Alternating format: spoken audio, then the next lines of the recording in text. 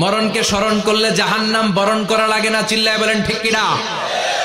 আবার আল্লাহ বললেন, গোলাম স্পেশাল একজন ফেরেশতা আমি মরণের জন্য সিলেক্ট করলাম, নাম মালাকুল মাউত। তাকে আমরা আজরাইল বলে চিনি। এই মালাকুল মাউত তার বাহিনী নিয়ে নির্ধারিত টাইমে গোটা বিশ্বের সব মানুষের রূহ কবজ করে। অন টাইম নাকি দেরি করে? মালাকুল মাউত আগেও আসে না, পরেও আসে না। সুবহানাল্লাহ পড়েন। সাইয়েদনা সুলাইমান আলাইহিস সালামের জামানাতে ওনার এক ওয়াজির ছিল, মন্ত্রী।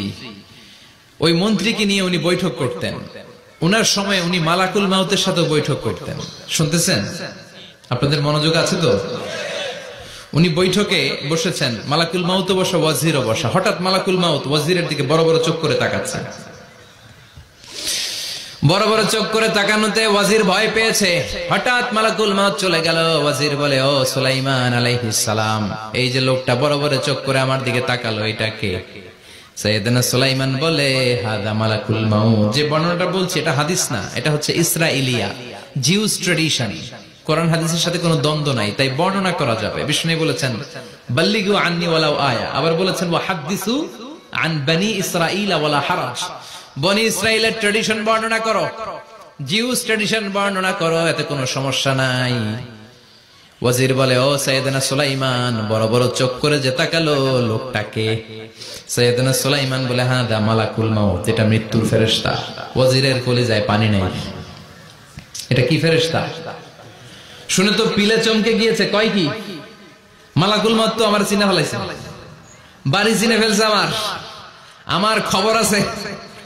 সাইয়েদনা সুলাইমান আলাইহিস সালাম জিনদেরকে দিয়ে কাজ করাতেন, মেঘমালাকে দিয়ে কাজ করাতেন, বিশাল সিংহাসন নিয়ে পৃথিবীর প্রাচ্য থেকে পাশ্চাত্যে ঘুরে বেড়াতেন।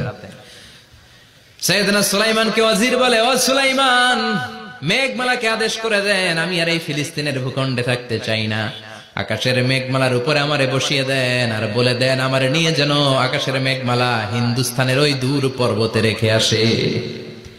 আকসা আল হিন্দ, হিন্দের সবচেয়ে দূরবর্তী জায়গায় যেন আমারে রেখে আসে। সাইয়েদনা সুলাইমান বললেন, আকাশের মেঘ যাও, আমার ওয়াজিরকে নিয়ে হিন্দুস্তানের একটা উপদ্বীপে রেখে আসো। রেখে আসা হলো। কিছুক্ষণ পর মালাকুল মাউত সাইয়েদনা সুলাইমানের কাছে হাজির। সাইয়েদনা সুলাইমান বললেন, ও মালাকুল মাউত, কই ছিলা? কই, একটু আগে হিন্দুস্তান থেকে আপনার ওয়াজিরের রূহ কবজ করে আসছি। সুবহানাল্লাহ পড়েন। এটা আবার কেমন কথা, তুমি ওইখানে গেলা কেন? কয়, রব্বুল আলামিন কিছুক্ষণ আগে আমার কাছে পয়গাম পাঠিয়েছে, যাও সাইয়েদনা সুলাইমানের ওয়াজিরের রূহটা কবজ করো। কবজ করার জায়গা হলো হিন্দুস্তানের উপদ্বীপ। কোন জায়গায়? মালাকুল মাউত এসে দেখে সুলাইমান নবীর সাথে মিটিং করে। ওয়াজির কার সাথে মিটিং করে? সুলাইমান নবীর সাথে। কিন্তু ফরমানে লেখা রূহ কবজ করতে হবে কোথায়? হিন্দুস্তানে। সুবহানাল্লাহ কইবেন না? এজন্য বড় বড় চোখ করে আমি তাকিয়েছি, আর মনে মনে ভাবলাম টাইম তো নাই, কারণ মৃত্যু তো অন টাইমে হতে হয়, এখনই ওর রূহ কবজ করতে হবে। কেমন করে ওইখানে যাবে আমি জানি না, আমি আগে চলে যাব। মালাকুল মাউত চলে